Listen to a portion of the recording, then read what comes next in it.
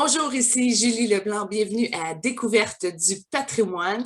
Aujourd'hui, on s'entretient avec un homme extraordinaire, doté d'une grande richesse historique et d'expérience de vie. Et il est assez généreux pour partager tout ça avec nous. Je vous présente l'ancien ministre plusieurs fois et député aussi plusieurs fois de Masquinongé. Yvon Picotte, merci d'avoir accepté de vous entretenir avec nous aujourd'hui. Ça me fait plaisir. Et d'autant plus que j'ai été ministre des Sports, moi, au gouvernement du Québec. Alors, en 1993, quand le Canadien a gagné la Coupe pour la dernière fois, j'étais ministre, mais j'étais ministre de l'Agriculture à ce moment-là. Mais dans mon premier mandat de ministre, de 86 à 1990, de 85 à 89, j'ai été ministre loisirs, chasse et pêche et sport aussi.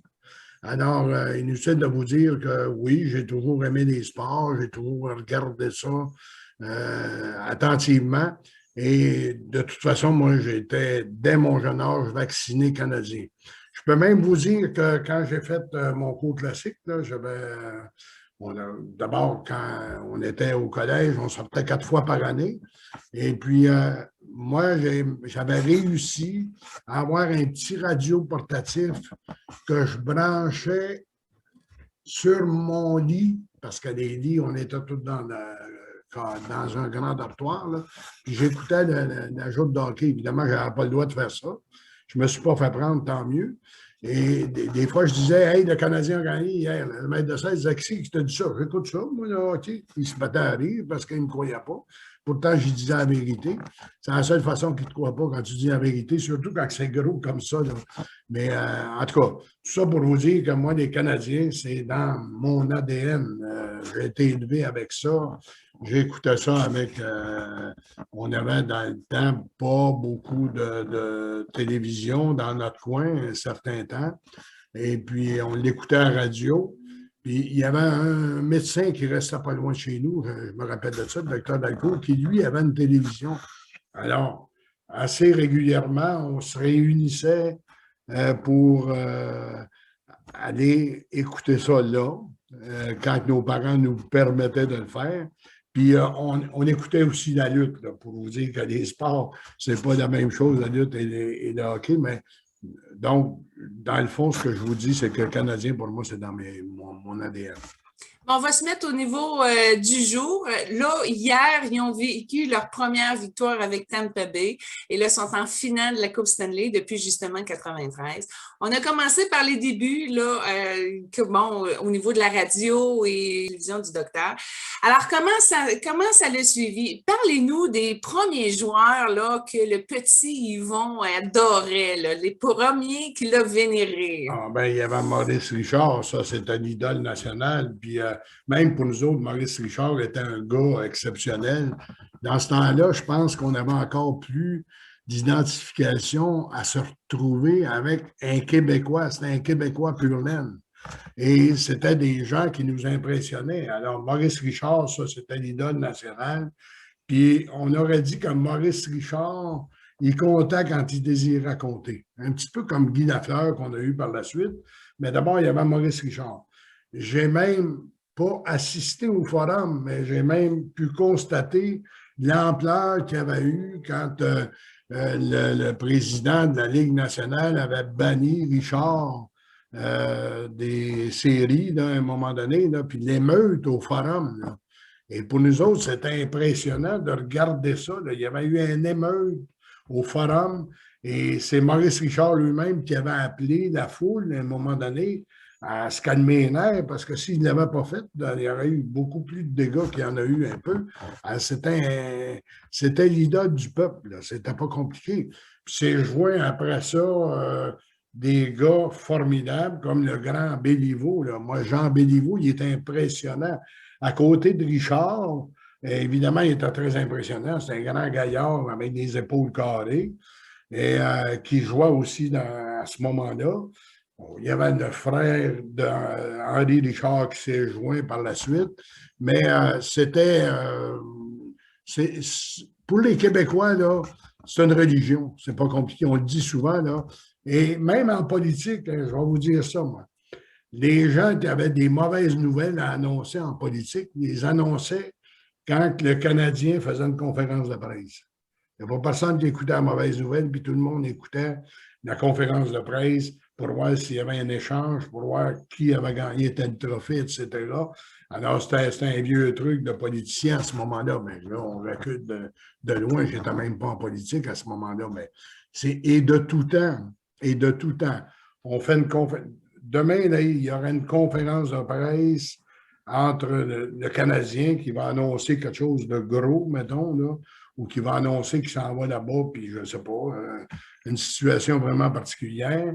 Puis il y aura une conférence de presse du premier ministre du Québec et je vous garantis que la conférence de presse du Canadien bat la conférence de presse du premier ministre du Québec. La COVID n'aura plus d'impact, il n'y aura plus rien qui aura d'impact. Tout ce qui va se dire, et les yeux vont être rivés là-dessus, sur la conférence de presse des Canadiens.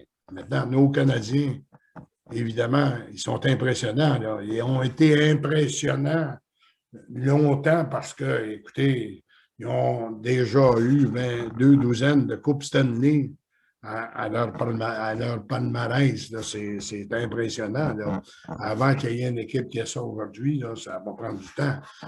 Mais, évidemment, c'était le bon temps. C'était le temps où le Canadien avait un certain privilège sur le choix des Québécois.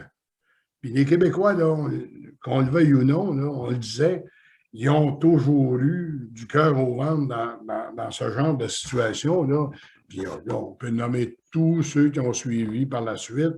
Hein, Guy Lafleur, c'est un autre idole encore. On les a vus, Yvan Cournoyer, on l'a vu hier à la télévision. Quand ils les ont présentés, là, c'était encore le délire un peu. Ils ont été applaudis. Puis c'était pour le Canadien inviter ces joueurs-là qui étaient d'une popularité infinie. C'était comme une espèce d'infusion d'énergie, hein, à ceux qui étaient sur la glace en bas. Parce que c'est impressionnant. Il y a même des joueurs de hockey qui, maintenant, aujourd'hui, il y en vient de partout, des joueurs de hockey. Là. Il y a même des joueurs de hockey qui ont toujours trouvé impressionnant d'avoir dans la galerie ce genre de bonhommes-là, soutenir leur équipe, puis y aller jusqu'à fond de train. Jean Béliveau est décédé, puis sa femme ne manque pas une fois une joute de hockey au Centre Bell. Et encore, on l'a vu là, dernièrement, là, où on l'a interrogé au Centre Bell. Alors, c'est des gens qui ont fait époque, puis qui ont marqué les Québécois puis l'ensemble des Québécois. Il n'y a pas grand monde qui n'écoutait pas le hockey. C'est assez curieux, là, mais c'est ça. Bon, je veux revenir parce qu'on a passé vite sur la partie Jean Béliveau et Maurice Richard. Là. Moi, je n'étais pas née, j'ai pas vu. J'ai vu dans les séries puis dans le film de Maurice Richard puis de Jean Béliveau comment ça s'est vécu. Mais je veux avoir votre pouls. Comment c'était dans le temps où là, ça jouait, là? Ah, c'était une machine. C'était pas compliqué. C'était des gens qui étaient partout sur la glace. Puis il y avait des, tu sais, aujourd'hui, on vend Price, puis c'est un excellent Price. Il relève des autres gardiens qu'on a eus. Il y a Jacques Plante qui avait inventé le fameux masque, là. Hein? Jacques Plante, qui était un autre Québécois, un gars de Shawinigan, d'ailleurs, pas loin de chez nous. Hein? Et Jacques Plante était un gardien de but hors pair. Alors, c'était des géants qui arrivaient sur la glace, tu sais. Pas juste au point de vue géant dans le sens de 6 pieds, puis bien bâti, puis tout ça. C'était dans l'image des Québécois des géants qui défendaient notre sport national, qui faisaient qu'on parlait de nous autres à travers le monde. C'est comme ça que ça a commencé. Avant, on écoutait la famille Plouffe, puis des choses comme ça, mais où ça a commencé réellement, là, c'est dans le temps où le Canadien était l'idole de tout un peuple. Puis encore aujourd'hui, on en parle, c'est assez curieux. Aujourd'hui, on parle encore de ça. Qu'est-ce qu'on dit aujourd'hui? C'est une valeur qu'il n'y ait pas plus de Québécois qui viennent jouer à Montréal. Évidemment, ça a toujours un autre côté, ça. On est très exigeant. Vous savez ce que c'est, là? Même quand on a des enfants, on a beau les choyer, puis tout ça, là, on est beaucoup exigeant s'il y a un talent particulier, puis ils ne se forcent jamais assez, hein, pour les parents. Alors, pour le peuple, c'était la même affaire, là, hein? Ils sont exigeants envers leurs joueurs. Ils peuvent, dans une même occasion, les applaudir comme les huer à la fin de la joute. Et ça, c'est la pression que les Québécois ont de la misère à prendre. Les Québécois, là, on a le cas de Drouin, là, présentement. C'est dommage, c'est un bon joueur de hockey, Drouin, mais il n'était plus capable. C'est sûrement, on ne sait pas c'est quoi, mais c'est la pression. La pression à Montréal, Drouin était constamment dénigré un peu sur les journaux, dans les lignes ouvertes, un peu partout. Il se traîne les pieds, les savates, puis, etc. Et ça, tu as des gens qui ne sont pas capables de prendre ça, tandis qu'antérieurement, puis en plus, ça jouait dans ce temps-là pour la gloire. Hein? Ça ne jouait pas pour des piastres, là, parce que j'ai connu des joueurs de hockey, moi, qui ont tiré le diable par la queue, là, des idoles qu'on avait dans le temps, ce n'est pas tous des gars qui ont sorti avec bien de l'argent. Non, non, dont Maurice Richard, qui était soudeur. Ben oui, ben oui. Tu sais, Maurice Richard, c'est un exemple. Puis quand tu regardes tout ce monde-là, là, c'était des vaillants. Puis ils étaient directement, parce que les Québécois sont des travaillants. Là. On a défriché un pays, les Canadiens, là, à coups de bras. Là. Tu sais, les gens qui sont allés coloniser en Abitibi, puis les gens qui sont allés coloniser dans d'autres coins du Québec, là. Il ne faut pas s'imaginer que c'était du bonbon. Ce n'était pas du bonbon. Les gens travaillaient d'arrache-pied avec beaucoup de difficultés, beaucoup de sueur. Alors, on était des travailleurs. On était pareil sur la glace là, avec ces joueurs-là. Alors, moi, j'ai toujours gardé un souvenir. Mon fils me disait, justement, vendredi passé, mon fils est descendu, il dit, Papa, j'ai hâte, on est rendu en finale. Il dit, toi, tu as connu 1993, la Coupe Stanley, mais il dit, moi, je n'ai jamais connu ça. Il était pas au monde. Il était au monde, il y avait 2 ans. Alors, il me dit, je descends écouter la joute de hockey avec toi. Là. Puis là, on a placoté, bavardé à nauséam. Là. Puis malheureusement, bien, évidemment, ce n'est pas le soir, ce n'est pas le meilleur soir. Ils n'ont pas gagné ce soir-là. Ils ont perdu 6-3. Mais, tu sais, il y a quelque chose que les Québécois comprennent un petit peu plus maintenant. Là. Tout le monde dit, même si on est déçu de leur performance quand ils ne gagnent pas, on dit, ben, ils n'étaient pas supposés se rendre là. Il n'y avait pas un club pour se rendre là. D'ailleurs, on le voit bien là, quand on voit Tampa Bay, là, écoute, c'est des gars, mais ils sont revenus à l'idéologie qu'avaient les Maurice Richard, les Jean Béliveau, les Bernard Geoffrion, les Jacques Plante, tout ce gang-là, là, ça se dépensait à 200% parce que l'orgueil d'avoir un club gagnant, puis l'orgueil de dire, nous autres, les Québécois, on est capable de faire quelque chose de constructif. Et là, continue. Qu'est-ce qui s'est passé en 1993 pendant que vous étiez au Forum? Bon, moi, j'avais un chum qui travaillait au Journal de Montréal qui me dit, Yvon, je veux t'inviter au Forum pour la joute. Ça fait que il dit, ça te dérange-tu? Il dit, moi, j'ai dit, je vais te dire ce que j'aimerais. J'ai dit, j'aimerais ça être dans le pit en haut. Je trouvais qu'il y avait une belle vue de ça. Là. Tu sais, je trouvais qu'on était bien. Ça fait qu'il dit, es-tu sérieux? Ben, j'ai dit, oui. Il dit, je ne voulais pas nécessairement non plus là, être dans la mire, parce que des fois, là, les Québécois disent, on sait bien, il est ministre, lui, puis il a accès partout. Alors, j'étais dans le pit en haut, puis j'avais regardé ça, puis on avait eu du plaisir. Puis le Canadien avait gagné cette fois-là. Il avait gagné à 4 games à 1, si ma mémoire est fidèle. Mais ce soir-là, il y avait à peu près 90 chances sur 100 qu'on gagne la Coupe Stanley sur notre territoire à nous, au Québec. Alors, j'étais là, puis on m'avait fait une surprise. Le journaliste du Journal de Montréal connaissait très bien Serge Savard, qui qui était en charge du club, à ce moment-là, directeur général.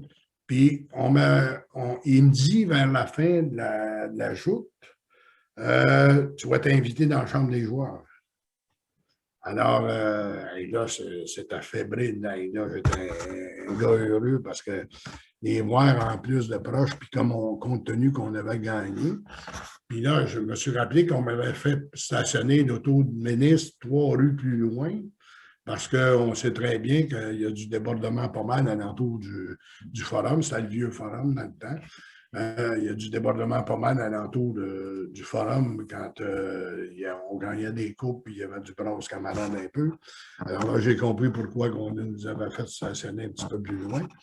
Alors, évidemment, je n'étais pas tout seul dans la chambre des joueurs, il y avait des invités aussi.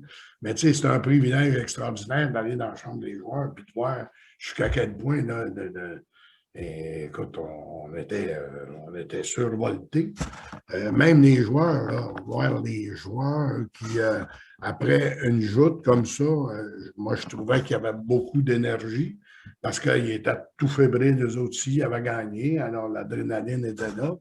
Et bon, j'ose avec un, j'ose avec l'autre un peu, pas longtemps, parce que faire arroser de champagne un peu chaque bord de nous autres aussi, là, parce que les gens, là, il n'y a pas moyen d'avoir une conversation longue et tranquille là, à ce moment-là, parce que c'est aussitôt qu'il rentrait quelqu'un, les bras en l'air en criant, puis hey, on l'a eu, puis on l'a gagné, puis hey, c'était une 24e, je pense, Coupe Stanley qu'on avait, nous autres.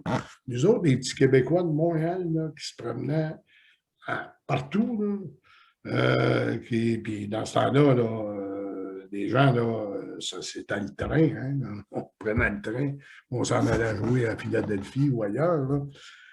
Alors, de voir que nous autres, les petits Québécois, là, on avait battu tout ce beau monde-là, là, c'était la folie furieuse. C'était la folie furieuse. Puis tout le monde, évidemment, faisait ses commentaires à gauche et à droite. Et puis, à un moment donné, bien, évidemment, la soirée a fini par finir. Mais j'avais eu l'occasion de serrer des mains avec des gens que je regardais à la télévision, puis des idoles pour moi, là, je les voyais encore de plus près, mais je les voyais là, avec encore le patin n'était pas enlevé de leurs pieds, là, puis il était en train de festoyer. Là. Alors, j'étais comme dans l'enceinte sacrée, là, et ça, j'oublierai jamais ce passage-là. J'ai compté ça des dizaines de fois à mon fils, parce que mon fils, est comme moi, il aime les sports, il fait beaucoup de sports. Il joue au hockey, c'est un gardien de but. Moi, quand j'ai joué au hockey, je jouais en défense, mais je prenais beaucoup plus de punitions que je comptais de buts. Et évidemment, j'étais assez costaud dans le temps aussi. Et j'aurais bien aimé être gardien de but, mais en tout cas, j'ai jamais eu l'occasion de le faire. Puis moi, j'avais dit à mon fils, quand il a commencé à jouer au hockey, je me rappelle, tout petit bonhomme, j'avais dit, Marc-Antoine, tu devrais jouer au hockey, mais tu devrais surtout être gardien de but pour réaliser mon rêve à moi. Puis j'ai dit, m'a t'expliquer pourquoi tu devrais être gardien de but. J'ai dit, des gardiens de but, d'abord, il n'y en a pas à pocheter, là, même dans les petites ligues qu'on a, que ce soit au niveau bantam ou quoi que ce soit, là, on n'a pas nécessairement beaucoup de jeunes qui veulent garder les buts. Puis j'ai dit, toi, tu es le joueur qui est toujours sur la glace. Tu sais? Tu ne te feras pas à moins. J'ai dit, au pire, il va y avoir 2 gardiens de but dans l'équipe, vous allez jouer une joute, puis l'autre va jouer l'autre joute, puis etc. C'est moins pire.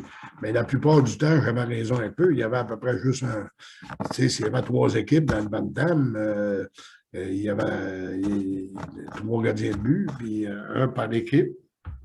Fait que j'avais toujours vendu cette idée-là, puis il a joué au hockey, puis il a joué longtemps. De toute façon, même aujourd'hui, là, il est avocat, puis la façon de se tenir en forme, là, il va arbitrer. Évidemment, là, il l'a moins fait, mais il m'a dit qu'il recommençait là, bientôt, là, à l'automne, là, parce que la pandémie ne permettait pas d'être dans les arénas et tout ça. Là. Mais il retourne arbitrer parce qu'il dit que c'est le meilleur conditionnement physique que je peux faire, moi, dans mon bureau d'avocat. Là. Il n'y a pas beaucoup de conditionnement physique à faire là. Mais il dit, dans quand je vais arbitrer, là, j'ai du plaisir, je m'amuse, c'est un bon exercice physique. Puis il écoute le hockey, alors il est comme moi. C'est rare qu'on manque une joute de hockey. C'est rare qu'on ait manqué. J'en ai sacré quelques-unes un peu aussi, là, parce que de voir au début de la saison que les Canadiens battaient tout le monde, on disait hey, on a l'équipe du tonnerre, c'était épouvantable, mais à un moment donné, ça a planté main nette, puis ça a passé proche qu'on ne fasse pas les séries. Puis tout d'un coup, c'est repris de plus belle. Et puis, hey, battre Toronto, tout de suite en partant, moi, je dis à mon fils, on ne se fait pas d'illusions, Toronto est bien meilleur que nous autres sur le papier, du moins. Puis ça a de l'aise aussi. Mais on a réussi à passer au travers de ça. Puis après ça, on arrive, on fait 4 jours. Puis là, on tombe en finale. C'était une année spéciale, mais on tombe en finale de la Coupe Stanley. Puis après avoir perdu 3 joutes, là, tu sais, mais ça, tous ceux, mes chums d'hockey, mes chums avec qui je jase, là, puis qui sont amateurs de hockey, ils me disent ils iront pas en finale, on est assuré. Puis là, ils sont en finale. On se dit tout, on dit tous, plutôt de chialer trop. On dit, ben, de toute façon, on est bien chanceux d'être rendu là parce que, selon nous, ils ne se rendaient pas là. Ben, ils ont réussi à se rendre là, en finale. Là, ils perdent 3-0. On était plus préparé à ça, 3 jours à 0. Là. On dit, ben, on souhaitait que ça ne se finisse pas à Montréal pour pouvoir lever la Coupe Stanley dans notre face. Non? On a mis à voir sur le papier dans ce temps-là. Mais avec l'acharnement qu'ils ont eu hier, puis la façon dont ils se sont mis à jouer, ben, moi, je ne suis pas surpris de voir que, puis je ne serais même pas surpris de voir qu'ils pourraient peut-être s'incliner à la fin, là, mais je ne serais pas surpris qu'ils se rendent à 2 gains ou peut-être même 3 gains. Oui, bien, ça fait partie du culte, hein? On prie tous et on. Mais là, je m'excuse, je reviens un petit peu à votre rencontre dans le salle des joueurs. Là. Dans ce temps-là, il y avait Patrick Roy, je crois Vincent D'Anfos, Stéphane Richer. Je pense que c'est cette gang-là. Là. Qui a eu un effet particulier sur vous? Oui, c'est de toute évidence, dans ce temps-là, le coq de la gang, là, ils étaient tous bons, là, ils étaient tous. Mais celui qui était, c'est Guy Lafleur. Guy Lafleur était. Guy Lafleur, là, c'était, pour le Canadien, le pendant de Maurice Richard dans une autre époque. Tu sais. Maurice Richard, évidemment, il était à l'époque plus éloignée, là. Il était dans les années 60. Ben, Guy Lafleur, quand il est arrivé là, évidemment, ben, Guy Lafleur, c'était des Montblons là, qui, tous les fois qu'il touchait à la rondelle, là, on disait oh, pour moi, il va aller compter un but. Pour moi, il va aller compter un but. Hein? Puis tous les fois que ça pouvait être serré, là, il trouvait toujours le moyen, Guy Lafleur, de passer à travers ça. D'ailleurs, j'ai eu l'occasion de discuter une couple de fois avec Guy Lafleur de ses performances parce que on se rappellera qu'à Berthierville, une ville que vous connaissez bien, sûrement, à Berthierville, il avait acheté le restaurant Mike, Guy Lafleur. Il était propriétaire de ça peut-être une dizaine d'années et il était souvent au restaurant. Puis il y avait des photos, évidemment, de hockey. Là. Il avait tout organisé son restaurant. En musée, c'était comme un musée de Guy Lafleur. Ouais. Un musée. Et puis, il était là, je me rappelle, on allait bruncher des fois le dimanche matin, là. Puis Guy Lafleur était là, puis il faisait le tour des tables, puis il nous jasait. Puis, je me rappelle qu'on avait partagé des choses comme ça. Alors, Guy Lafleur, dans cette haute époque-là, c'était le Québécois, le Canadien français, qui, évidemment, prenait la relève de Maurice Richard, puis de Jean Béliveau, puis de Geoffrey Lyon. C'était l'idole. Puis ils sont greffés à ça des bons joueurs aussi. On l'a dit tantôt d'Anfos. On peut en nommer d'autres aussi en masse là, qui ont, dans ce temps-là, il y avait encore plus de facilité là, d'avoir des joueurs québécois. Et ça a fait l'envie parce que moi, je me suis fait compter pour participer à ça, évidemment, mais je me suis fait compter bien des fois que les autres clubs de la Ligue nationale n'étaient pas heureux parce que si ma mémoire est fidèle, il y a été un bout de temps où le choix des Canadiens français, les équipes de hockey de la Ligue nationale permettaient aux Canadiens de protéger un certain nombre de Québécois ou de Canadiens français là, pour tâcher. Et c'est pour ça qu'il y a eu une dynastie extraordinaire. Et à partir de ça, après ça, quand évidemment est arrivée l'histoire du repêchage, puis là, il n'y avait plus de passe-droit à gauche et à droite, puis qu'on a fait ça beaucoup plus sélectif, sélectionné, puis tout ça, ben, ça a tellement pris d'expansion que là, des Québécois, il y en a quelques-uns, mais encore qui sortent des juniors majeurs. Il y en a encore des bons. La preuve, c'est qu'on en voit là, qui viennent jouer contre nous autres. Et moi, ça me choque beaucoup là, de voir que des fois, on a échangé des Québécois pour des raisons qui ne m'appartiennent pas et que je connais plus ou moins là, la réalité de ces échanges-là, et qui reviennent nous hanter par la suite quand ils viennent jouer contre nous autres. C'est eux autres qui viennent nous massacrer de plus depuis quelques années. C'est comme ça que ça s'est passé. Maintenant, bien, évidemment, comme je disais tantôt, aujourd'hui, le consentement du joueur est plus important. Puis le petit Québécois qui joue pour le Canadien, s'il se promène dans la ville de Montréal demain, la semaine prochaine, cet été, hein, il va se faire badrer tout l'été. Là. Je ne sais pas s'il aimera ça ou il n'aimera pas ça, mais il ne s'appartient plus. Tandis que le gars qui joue en Floride, qui joue pour Tampa Bay, c'est un Québécois, il se promène sur la rue, personne ne sait c'est qui ça. Ils sont très, très rares. Ceux qui les connaissent, les joueurs qui les voient, puis qui courent après eux autres pour avoir un autographe, pour avoir un bout de jasette avec eux autres. Ça fait que peut-être un petit peu pour ça qu'on a plus de misère à regarder les Québécois ou qui décident de venir à la fin de leur carrière jouer pour nous autres. Mais à ce moment-là, on les compare à ce qu'ils ont fait ailleurs, puis on dit, ben mon Dieu Seigneur, il t'a fini quand tu t'en es chez nous. Là.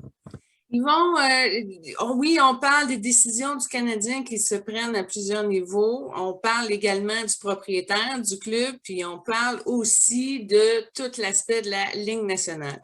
Et souvent, il y a des décisions qui sont prises, peu importe les paliers, qui font réagir, qui font choquer les gens, quitte à créer des émeutes. Mais y a-t-il, selon toi, des très bons coups qui ont été placés dans les hautes directions que tu as beaucoup aimé dans tout ton portrait du hockey? Moi, je pense que il y a Serge Savard, là, à un moment donné, qui a été directeur général du Canadien. Et Serge Savard, il connaissait cette culture-là. Il connaissait là, ce genre d'emprise du Canadien vis-à-vis des Québécois. Et il a fait une bonne job. Par la suite, ça s'est un peu gâté. Puis quand le club s'est vendu, en plus de ça, là, le club s'est vendu avant que les Molson reviennent à la tête du club. Il y a eu le directeur général d'aujourd'hui qui a été fort critiqué, mais ça m'a l'air que lui, il avait été recommandé d'ailleurs par Serge Savard, mais je pense qu'on ne savait pas trop un bout de temps aussi qu'il s'en allait. Puis on était étonnés parce que les Canadiens de 93, ça a pris 28 ans avant de se rendre à une série finale. C'est beaucoup. Là. Puis les Québécois acceptent ça difficilement parce qu'il est allé à tous les ans. Hein. Donc, les Québécois ont de la misère à accepter ça. On ne savait pas trop comment ça allait virer. On l'a critiqué beaucoup. Mais finalement, on regarde ça, puis je pense qu'il a fait en sorte d'essayer de bâtir un club, parce que les clubs se bâtissent dans la Ligue nationale aujourd'hui par la relève. Hein? On va pêcher des gens, puis tout ça. Et puis on les élève dans un peu la tradition de l'équipe. On a une bonne tradition dans la majorité des clubs. Chez les Canadiens, on espérait que ça se fasse comme ça, mais ça ne s'est pas nécessairement fait comme ça. Puis d'autant plus qu'on a eu dans des repêchages, là, des choix de repêchage où on mettait beaucoup d'espoir chez des jeunes, puis finalement, ça ne s'est pas avéré comme ça dans la majorité des cas. Et ça donne, c'est pour ça que quand on a parlé de Gaufil, là, qui est arrivé, quand c'était un petit prodige de hockey, mais on avait à craindre qu'il l'utilise trop vite puis qu'il brûle dans le fond. Tu sais, c'est pas vieux, là, en bas de 20 ans pour jouer au hockey puis jouer dans la Ligue nationale. Là. Il y a un apprentissage plus long à faire un peu aujourd'hui. On avait peur de ça, mais autant là, pour montrer jusqu'à quel point les Québécois voulaient qu'il se passe quelque chose. Il y avait la moitié des Québécois qui disaient à peu près, là, ben, pourquoi qu'ils n'embarquent pas Gaufil puis qu'ils ne le prennent pas là, au lieu du train de savate à un tel ou un tel autre. Là. Pourquoi qu'ils ne prennent pas Gaufil? Puis Gaufil est arrivé, puis quand il a joué dans la Ligue nationale un peu avec les Canadiens, il s'est mis à compter un queue de but d'un fin compteur.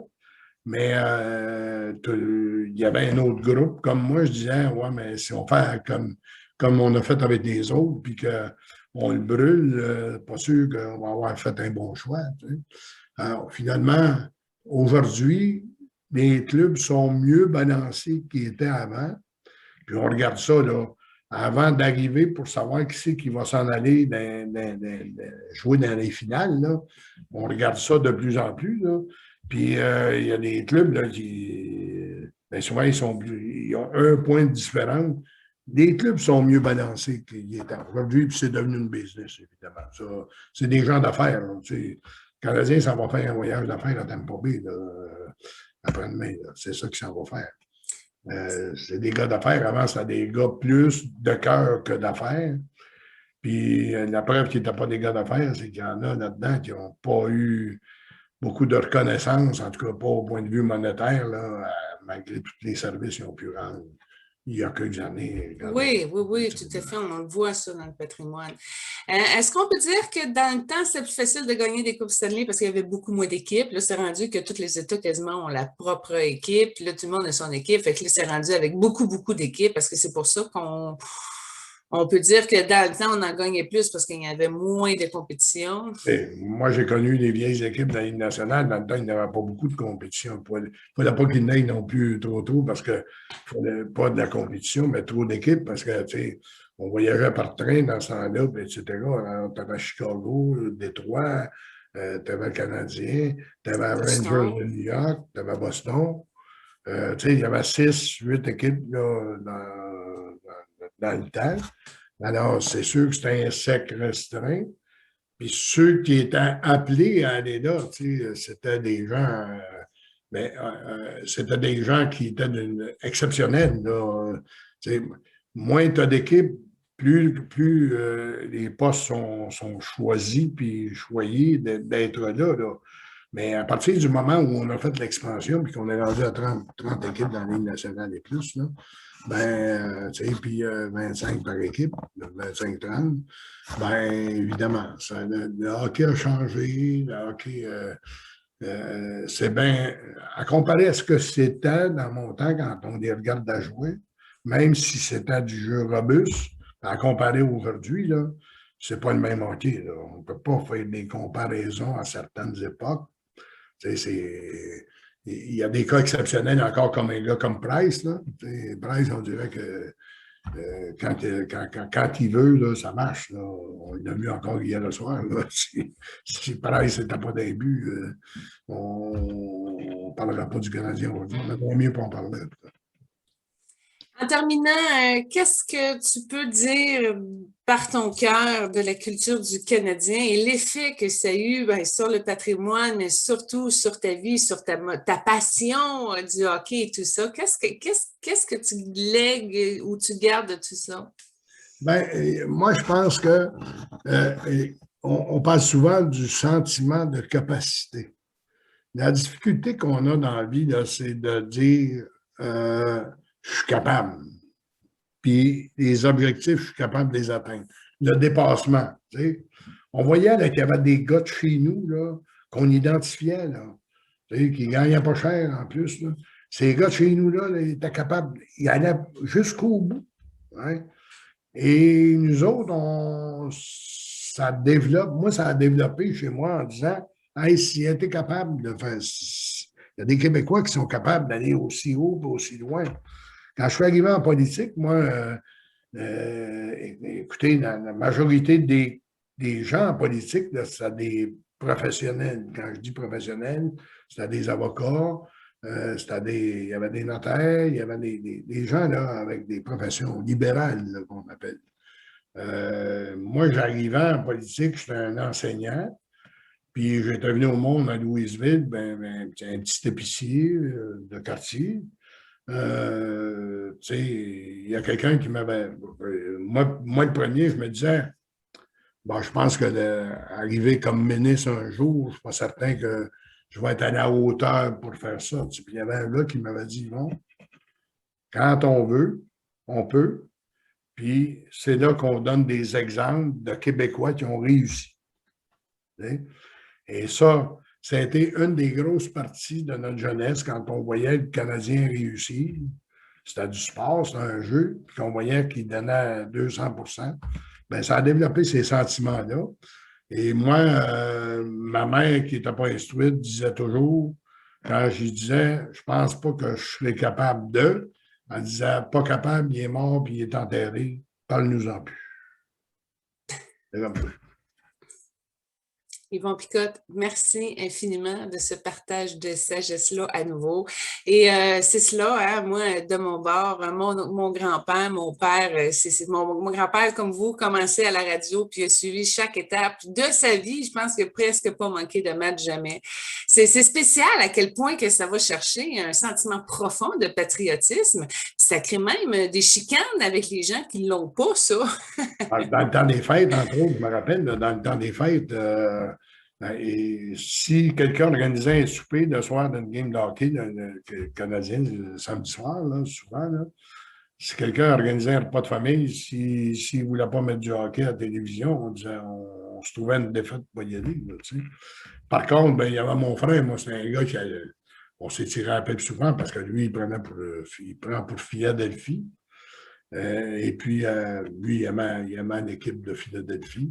On a eu des discussions avec lui, mais tu sais, ça fait des bons débats, là, puis on ne chicanait pas, là, mais tu sais, on se tirait à la paix en masse là, à cause de ça. Fait que, dans le fond, c'était une religion, puis on était bien contents d'y participer. Oui, hein, exactement. Ben, merci beaucoup d'avoir partagé tout ça avec nous. Alors, bonne semaine. Et bonne fin d'année. Merci beaucoup. Oui, c'est ça, on ne saura pas. Quand la chronique va sortir le 23 juillet, on va savoir s'ils vont avoir perdu ou gagné. Tu sais, mais là, aujourd'hui, on est dedans. C'est pour ça que j'ai spécifié un petit peu. Mais on est dans le mille. Mais il fallait en faire une sur le patrimoine. Merci. Mais oui, parce que le Canadien, c'est ça, là. On ne peut pas passer à côté. Puis là, c'est le fun. Vous êtes un fan. Oui, le Canadien, c'est une religion. C'est tu sais, le gars qui. D'ailleurs, il y a un gars qui a gaulé pour le Canadien. Il venait de Toronto, lui. Et puis, Ken Dryden. Puis lui, là, il est arrivé, puis il était un sauveur, lui aussi, à l'image de Roy, puis à l'image de Price. Là. Et puis, il s'est présenté en politique, puis il a battu tout le monde. Là. Il a été ministre dans le gouvernement libéral à un moment donné, Ken Dryden. Puis sa popularité l'a suivi jusque-là. Alors, ces idoles-là, évidemment, vont chercher un capital de sympathie qui est hors de l'ordinaire. Oui, bien, Guy Lafleur à tout plein. Guy Lafleur. Dernièrement, on a appris qu'il y avait des problèmes de santé. Là, puis, tu sais, je suis sûr qu'il y a du monde qui ont prié, je suis sûr qu'il y a du monde qui sont allés à l'oratoire, je suis sûr qu'il y a du monde qui sont allés au sanctuaire du Cap parce qu'ils ont dit, puis ils ont eu Guy Lafleur dans leur pensée. Alors, c'était ça. Ah, c'est cool, je suis bien contente du sujet. Le mois prochain, on ira avec C'était quoi? On ira avec l'élection du PQ en 1976. Ah, merveilleux sujet. C'est un autre sujet, ça. Super. Alors, bonjour, bonne semaine. Merci vraiment. Salut. Namasté.